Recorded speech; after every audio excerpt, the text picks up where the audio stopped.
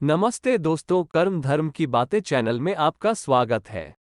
त्रेता युग हिंदू धर्म के 4 युगों में से दूसरा है।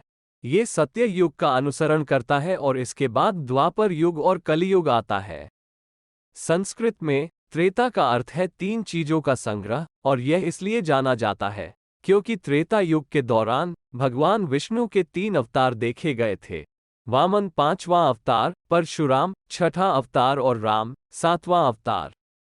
धर्म बैल नैतिकता का प्रतीक है जो त्रेता युग के दौरान 3 पैरों पर खड़ा था। ये सत्य युग में 4 पैरों पर और द्वापर युग में 2 पैरों पर खड़ा था। वर्तमान में कलियुग में यह 1 पैर पर खड़ा है। त्रेता युग 12,96,000 वर्षों तक चला।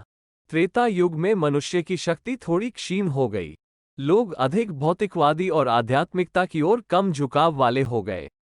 त्रेता युग को मानव जाति का युग कहा जाता है। युग के अर्थ की जड़ें संस्कृत भाषा में हैं, जिसका अर्थ है 3 का संग्रह। इस युग ने भगवान विष्णु के 3 अलग अलग रूपों वामन, परशुराम और भगवान राम के अवतार का सामना किया। सर्वशक्तिमान को यज्ञ, सर्वदेव, विष्णु और जयंत जैसे नामों से पूजा जाता था।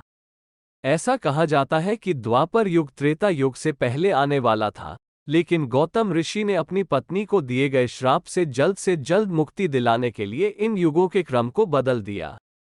एक पौराणिक कथा के अनुसार ऋषि गौतम की अनुपस्थिति के बारे में जानने के बाद भगवान इंद्र ने अपने पति ऋषि गौतम के भेष में अहिल्या के बहकावे में आ गए। अपनी वापसी पर उन्होंने भगवान इंद्र को अपने आश्रम से निकलते हुए देखा। इससे उन्हें भगवान इंद्र के साथ अपनी पत्नी के संबंधों पर संदेह हुआ। क्रोध में आकर उन्होंने अहिल्या को श्राप देकर उसे मूर्ति बना दिया। बाद में उन्हें भगवान इंद्र की चतुराई के बारे में पता चला। अपने श्राप के प्रभाव को कम करने के लिए उन्होंने अहिल्या से कहा कि विष्णु के अवतार भगवान राम उन्हें श्राप की विकटता से मुक्त करेंगे। इसलिए यह माना जाता है कि ऋषि गौतम द्वारा इन युगों के क्रम को बदलने की संभावना है। त्रेता युग में झूठ, हिंसा, असंतोष और झगड़े के कारण धर्म का प्रत्येक चरण धीरे धीरे 1/4 कम हो गया था। त्रेता युग में लोग अनुष्ठान, प्रदर्शन और गंभीर तपस्या के प्रति समर्पित थे। वे कम हिंसक या कम कामुक थे। उनकी रुचि मुख्य रूप से धार्मिकता, आर्थिक विकास और नियमित इंद्रिय तृप्ति में थी। उन्होंने तीनों वेदों के सिद्धांतों का पालन करके समृद्धि प्राप्त की।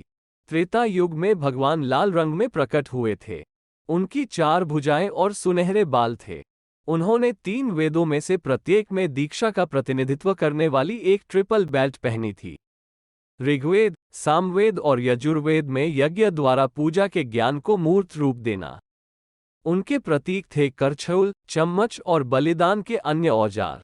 त्रेता युग में मानव समाज के सदस्य जो धार्मिकता में दृढ़ हैं और परम सत्य को प्राप्त करने में ईमानदारी से रुचि रखते हैं, तीनों वेदों में सिखाए गए बलिदान के अनुष्ठानों द्वारा भगवान हरि की पूजा करते हैं। त्रेता युग में भगवान को विष्णु, यज्ञ, प्रसंगर्भ, सर्वदेव, उरूरमा, वृषकापि, जयंत और उरुगया नामों से महिमामंडित किया जाता है। इस युग की पहचान की राक्षस राजा के रूप में बुराई के उदय था लंका, रावण। उसने तीनों लोकों अर्थात पृथ्वी, स्वर्ग और पाताल पर विजय प्राप्त की और सभी को आतंकित किया। यहाँ तक कि देवता भी उनके अधीन थे। उनके पुत्र मेघनाद ने युद्ध में स्वर्ग के राजा इंद्र को हराकर इंद्रजीत की उपाधि प्राप्त की थी, और यहाँ तक कि सूर्य को भी राजा की बात माननी पड़ी। इस परिदृश्य में भगवान विष्णु ने खुद को सूर्यवंशियों या इक्ष्वाकु वंश के राजा दशरथ के पुत्र के रूप में अवतार लिया और उनका नाम राम रखा गया। अपनी सौतेली मां कैकेयी की इच्छा के कारण राम को 14 साल के वनवास में भेज दिया गया था। इस दौरान उन्होंने अपनी पत्नी के अपहरण के लिए रावण का सामना किया और उसे मार डाला, और इस तरह पृथ्वी पर शांति बहाल की। कहा जाता है कि बाद में उन्होंने अपने महाविष्णु रूप में लौटने से पहले 11,000 वर्षों के लिए अयोध्या में अपने सिंहासन से पूरी पृथ्वी पर राम राज्य या राम के राज्य की स्थापना की।